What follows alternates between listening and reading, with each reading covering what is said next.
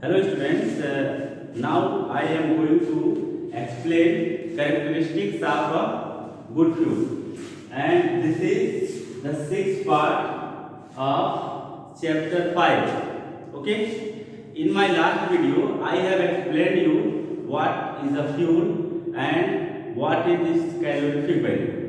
ठीक है, तो हमने ये पढ़ा कि कैलोरीफिक वैल्यू के बेसिस पे हम कैसे कहेंगे कि कोई फ्यूल बेटर फ्यूल है या नहीं।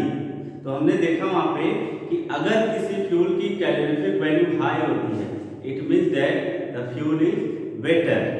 ठीक है, तो अब यहाँ पे हम शुरू करने जा रहे हैं characteristics of a good fuel. एक अच्छे फ्यूल की क्या क्या कैरेक्टरिस्टिक्स होनी चाहिए वो हम यहाँ पे डिस्कस करेंगे। So let's start. The first characteristics of a good fuel is fuel should be cheap and easily available. Fuel should be cheap and easily available. जो फ्यूल हम यूज कर रहे हैं वो चीप होना चाहिए, सस्ता होना चाहिए और इजीली अवेलेबल हो, यानी जहाँ पे रिक्वायरमेंट है उस जगह पे वो अवेलेबल हो, आसानी से हमें मिल जाए। The second characteristic is it should have high calorific value. ठीक है, तो कोई फ्यूल जो हाई कैलोरीफिक वैल्यू रखेगा वो बेटर फ्यूल होगा, यानी एक अच्छा फ्यूल होने के लिए ये जरूरी है कि उसकी कैलोरीफिक वैल्यू हाई हो। So the fuel should be cheap and easily available and the fuel should have high calorific value. Now the third characteristic is the ignition temperature be fairly low so that it can burn easily. ठीक है, यानी fuel ऐसा होना चाहिए, the fuel should be as such, ठीक है, neither burn too slow or not burn too fast. ठीक है, means burn at a constant rate. Fuel ऐसा होना चाहिए जो बहुत तेजी से बर्न ना हो, यानी बहुत तेजी से ना जले या बहुत स्लो ना चले, यानी कांस्टेंट रेट से उसका कंबस्टन होना चाहिए। Means the ignition temperature be fairly low so that it can catch fire easily या it burns easily, but the ignition temperature not be too low to as room temperature. Ignition temperature low होना चाहिए but इतना लो ना हो कि वो room temperature से भी कम हो। अगर रूम टेम्परेचर से कम इग्निशन टेम्परेचर होगा तो क्या होगा, वो कहीं भी रखने पे अपने आप फायर को कैच कर लेगा, अपने आप जलने लगेगा, तो वो एक अच्छा फ्यूल नहीं माना जाएगा। ठीक है, तो इग्निशन टेम्परेचर भी Fairlie low but it always greater than the room temperature. Ignition temperature लो हो लेकिन वो रूम टेम्परेचर से ज्यादा होना चाहिए। ठीक है, now the fuel should not produce harmful gases, suit और अदर रेजिड्यूज। ठीक है, फ्यूल जो हम यूज कर रहे हैं वो ऐसा होना चाहिए कि वो अधिक अमाउंट में पोल्यूटेंट जनरेट ना करे, यानी हार्मफुल गैसेस, सूट या दूसरे रेजिड्यूज, ठीक है, ज्यादा जनरेट न करे, क्योंकि अगर रेजिड्यू ज्यादा बच रहे हैं इट मींस दैट फ्यूल का कंप्लीट कंबस्टन नहीं हो रहा है, और अगर फ्यूल का कंप्लीट कंबस्टन नहीं हो रहा है इसका मतलब क्या है, इसका मतलब यह है कि वो फ्यूल, ठीक है, जितना हम चाहें उतने अमाउंट में हीट एनर्जी जनरेट नहीं कर पाएगा, इसलिए उसको एक अच्छा फ्यूल नहीं मानेंगे। तो फ्यूल में ऐसा होना चाहिए जिसमें रेजिड्यू कम बचे, जो कम से कम हार्मफुल गैसेस प्रोड्यूस करे और कम से कम सूट प्रोड्यूस करें, यानी उसमें से धुआं जो है कम निकले। Okay,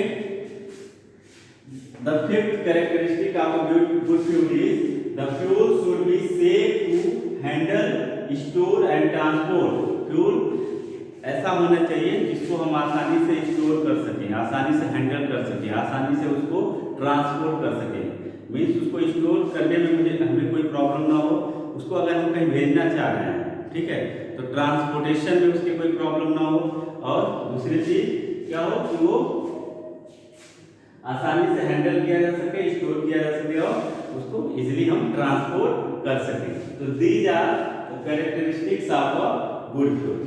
okay, now the next topic which I am going to discuss is burning of fuels generate harmful gases. ठीक है, जो भी सब्सटेंसेस बर्न होता है यानी एज अ फ्यूल हम जिस सब्सटेंसेस को यूज करते हैं, ठीक है, तो वो substances after burning produce some harmful gases soot and residues.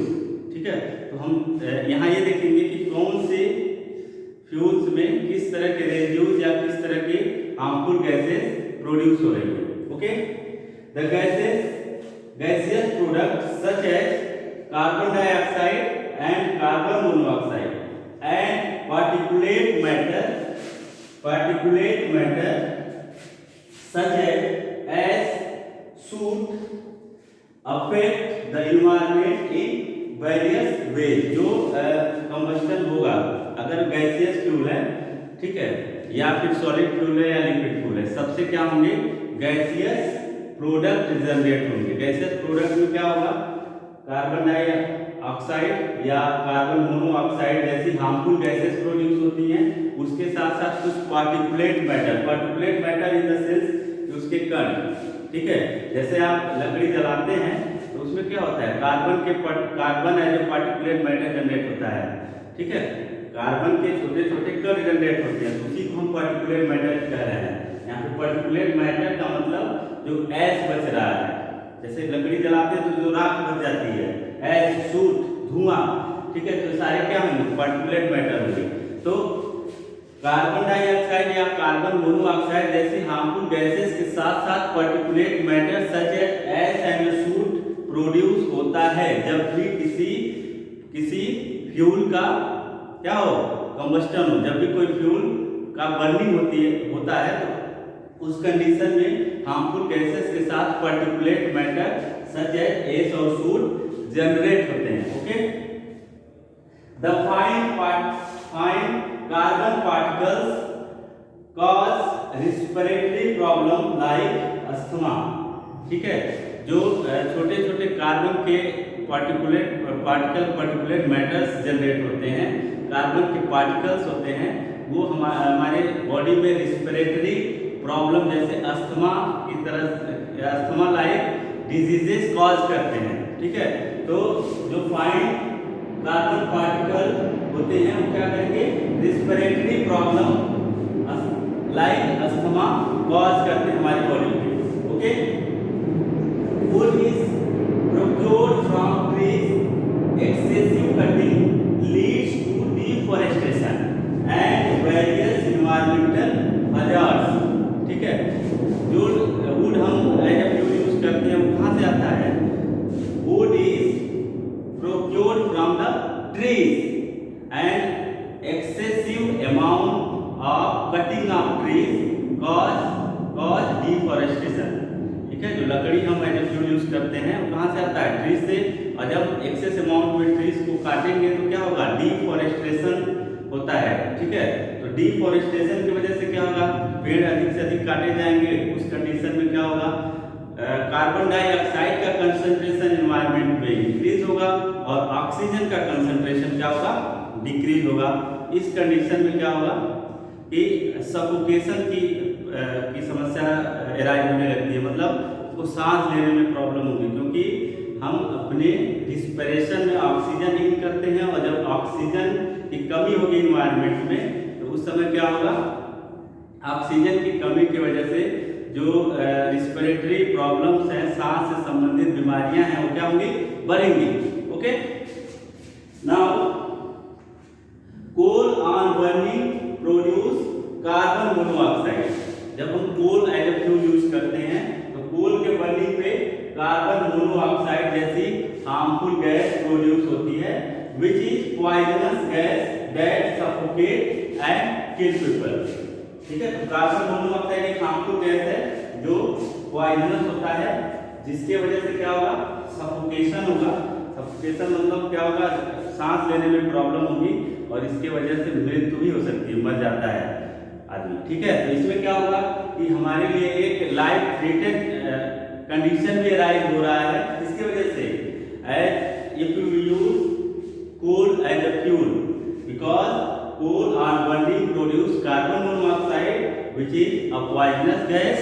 ठीक है, due to which people suffocate and then they die. Okay. Now, incomplete combustion of liquid fuels produces sulfur dioxide, nitrogen dioxide, carbon dioxide, carbon monoxide, lead and mercury in environment. जो liquid fuels हम use करते हैं, diesel, petrol, kerosene, ठीक है, उनसे क्या होता है इन्वायरमेंट में सल्फर डाइऑक्साइड यानी सल्फर के ऑक्साइड, नाइट्रोजन के ऑक्साइड, कार्बन के ऑक्साइड, इसके साथ साथ कार्बन मोनोऑक्साइड गैस, साथ में लेड और मरकरी, ठीक है, का कंसंट्रेशन एनवायरनमेंट में इंक्रीज होता है।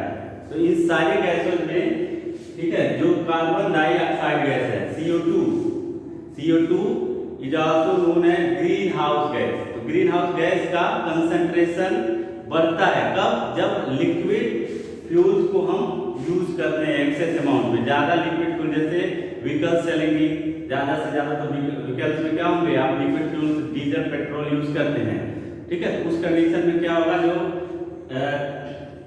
ग्रीन हाउस गैस है बेसिकली कार्बन डाइऑक्साइड, इसका कंसंट्रेशन एनवायरनमेंट में बढ़ता है, और जब कंसंट्रेशन बढ़ेगा तो इसी कंडीशन को, इसी सिचुएशन को हम ग्रीन हाउस इफेक्ट बोलते हैं, ठीक है। तो in greenhouse effect there will be increase in average temperature of the environment of the earth, और जब एवरेज टेम्परेचर अर्थ के एनवायरनमेंट का बढ़ेगा वो क्या होगा, लाइफ थ्रेटेन प्रॉब्लम जनरेट करेगा, क्योंकि जब इन्वायरमेंट, अर्थ के इन्वायरमेंट का टेम्परेचर बढ़ेगा तो क्या होगा, ग्लेशियर्स मेल्ट होंगे, और जब ग्लेशियर्स मेल्ट होंगे तो क्या होगा, सी लेवल राइज होगा, ठीक है।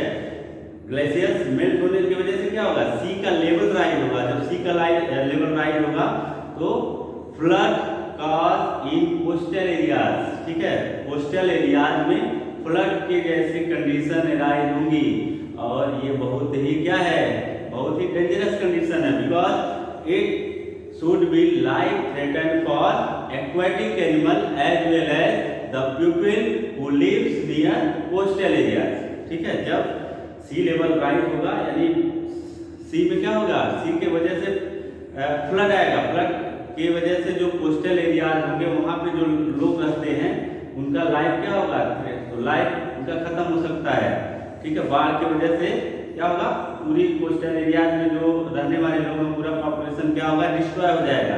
साथ साथ एक्वाटिक एनिमल के लिए भी बहुत ही लाइफ थ्रेटन है, क्योंकि जब सी लेवल बढ़ेगा तो वो क्या करेगा, उनके लिए भी हार्मफुल इफेक्ट क्रिएट करेगा। तो अगर ग्रीन हाउस इफेक्ट की वजह से क्या होगा, अर्थ का एवरेज टेम्परेचर, अर्थ के सरफेस का एवरेज टेम्परेचर इंक्रीज होगा, एवरेज टेम्परेचर इंक्रीज होने की वजह से ग्लेशियर्स मेल्ट होंगे, जिसकी वजह से flood condition arises in the seas. Okay, coal, diesel have sulphur impurities from sulphur dioxide, a very poisonous and corrosive gas, ठीक है। जब हम कोल या डीजल को एज ए फ्यूल यूज करते हैं तो कोल और डीजल में सल्फर अवेलेबल होता है। सल्फर आप जानते हैं, sulphur is a non metal. तो सल्फर क्या करेगा, सल्फर ऑक्साइड्स फॉर्म करता है जिसको सल्फर डाइऑक्साइड कहते हैं, ठीक है। तो जब आप एक्सेस अमाउंट में कोल या डीजल को एज ए फ्यूल यूज करते हैं, उस कंडीशन में जो उसमें अवेलेबल सल्फर है वो इन्वायरमेंट के ऑक्सीजन से रिएक्ट करके सल्फर डाइऑक्साइड गैस फॉर्म करेगा, और सल्फर डाइऑक्साइड क्या है, एक पॉइजनस गैस है, ठीक है, एक हार्मफुल गैस है। Okay, now if we are using petrol engine, ठीक है, पेट्रोल इंजन अगर हम यूज कर रहे हैं यानी जब पेट्रोल हम फ्यूल की तरह से यूज कर रहे हैं तो क्या होगा, incomplete combustion of petrol generate NO2 and CO2, nitrogen के ऑक्साइड और कार्बन के ऑक्साइड जनरेट होंगे, ठीक है। तो NO2 और CO2 भी आप जानते हैं कि ये हार्मफुल गैस है। तो यहाँ पे जो NO2 जनरेट हो रहा है और यहाँ पे जो SO2 जनरेट हो रहा है, ये दोनों क्या करेंगे, जो हमारे एनवायरनमेंट में वाटर ड्रॉपलेट्स हैं उनके साथ रिएक्ट करके सल्फ्यूरिक एसिड और नाइट्रिक एसिड फॉर्म होते हैं, जो प्रिसिपिटेशन के टाइम यानी जब बारिश होती है तो उसके साथ वो एसिड क्या होगा, उस बारिश के बूंदों के साथ मिल करके अर्थ के सरफेस पे आएगा और यहाँ पे, ठीक है, हाजार्डस कंडीशन क्रिएट करेगा, जिसको हम एसिड रेन बोलते हैं। ठीक है, तो आप जानते हैं कि एसिड रेन की वजह से बड़े बड़े बिल्डिंग्स पे, बड़े बड़े आर्कियोलॉजिकल बिल्डिंग्स जो होती हैं, जैसे आप सुने होंगे कि ताजमहल का कलर फेड होता जा रहा है। ठीक है, तो क्यों हो रहा है? क्योंकि वहाँ के क्लाइमेट में, वहाँ के इन्वायरमेंट में सल्फ्यूरिक एसिड का कंसंट्रेशन बढ़ रहा है, जो बारिश के साथ, यानी एसिड रेन जब वहाँ पे हो रहा है, उसकी वजह से जो ताजमहल का कलर यानी वाइट, वो क्या हो रहा है? फेड होता जा रहा है, यानी वो हल्का पीला होता जा रहा है। ठीक है, तो वो किसकी वजह से हो रहा है? एसिड रेन की वजह से। तो यहाँ पे जब आप कोल, डीजल या पेट्रोल को एज अ फ्यूल यूज कर रहे हैं, तो आप देख रहे हैं कि सल्फर डाइऑक्साइड और नाइट्रोजन डाइऑक्साइड का कंसंट्रेशन बढ़ने की वजह से सल्फ्यूरिक एसिड और नाइट्रिक एसिड का फॉर्मेशन हो रहा है, जो प्रेसिपिटेशन में क्या करता है? एसिड रेन जनरेट करता है। उसके वजह से क्या होता है? सॉइल, बिल्डिंग्स, ठीक है, इन सबको पे हार्मफुल इफेक्ट इसका पड़ रहा है। Okay, oxides of nitrogen, sulphur, ठीक है, dissolve in rain water from acid rain. Okay, तो इन सब चीजों से, इन सारे हार्मफुल इफेक्ट से अपने को बचाने के लिए सजेस्ट किया जाता है कि आप रिन्यूएबल एनर्जी सोर्स यूज करिए, यानी आप सोलर एनर्जी यूज करिए, आप विंड एनर्जी यूज करिए। ठीक है, आप फ्यूल्स के रूप में जो व्हीकल्स हैं उसमें आप सीएनजी यूज करिए, compressed natural gas. Compressed natural gas में क्या होगा? कंप्लीट कंबस्टन होता है, कोई भी सूट या कोई रेजिड्यू प्रोड्यूस नहीं होता है, जिससे हमारा एनवायरनमेंट क्या होगा? फ्रेश रहेगा, क्लीन रहेगा। टू सेव आवर एनवायरनमेंट या to keep our environment neat and clean, we suggest to use renewable source of energy like solar energy, wind energy or fuels like CNG or PNG in your vehicles। ठीक है, तो ये सारे harmful effect हैं इसके burning of fuels and generate harmful gases. ठीक है, तो नेक्स्ट टॉपिक हम लोग नेक्स्ट वीडियो में डिस्कस करेंगे। ठीक है, धन्यवाद, थैंक यू।